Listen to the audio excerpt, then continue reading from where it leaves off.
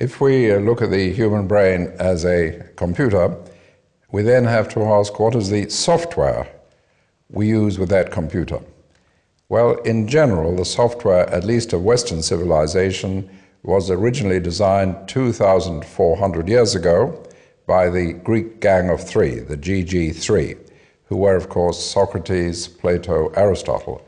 We've done virtually nothing about thinking since then.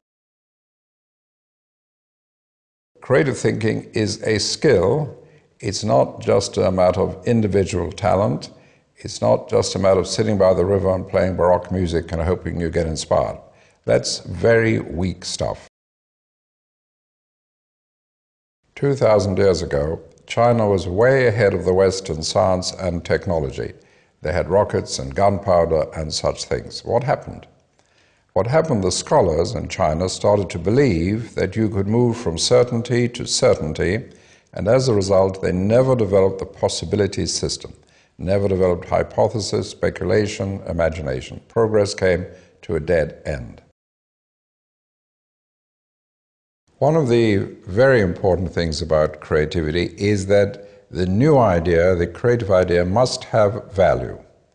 Far too many people who believe they are creative think that just being different for the sake of being different is creative. It is not, and that is what gets creativity a bad name.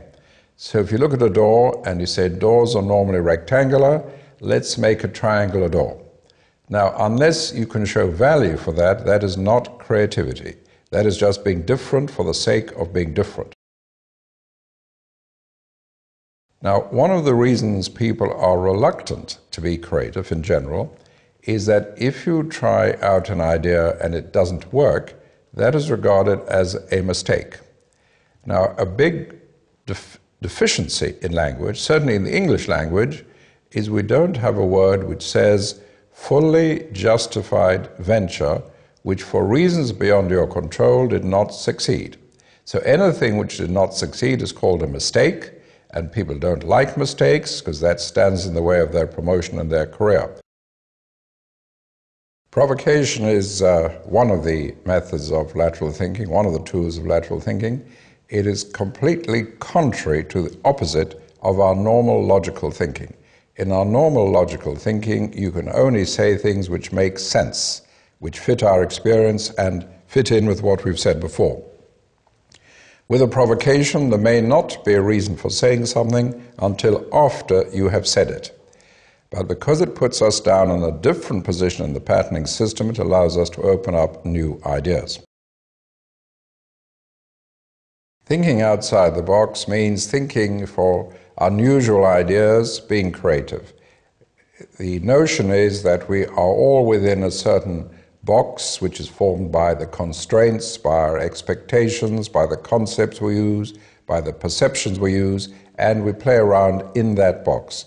So thinking outside the box means escaping from, breaking out of the box to change concepts, change perceptions, change constraints, change rules, and develop new ideas. It means developing an idea which would not have been expected in our usual behavior, in our usual thinking. So it's just another term for creative thinking, unusual thinking, or lateral thinking. I prefer the term lateral thinking because that is very specifically defined in system terms, which means moving across from the main pattern to a side pattern, which once you're there, in hindsight, you can link up with your starting point. But thinking outside the box is a general term meaning unusual ideas, ideas which would not have arisen within the box of your usual thinking.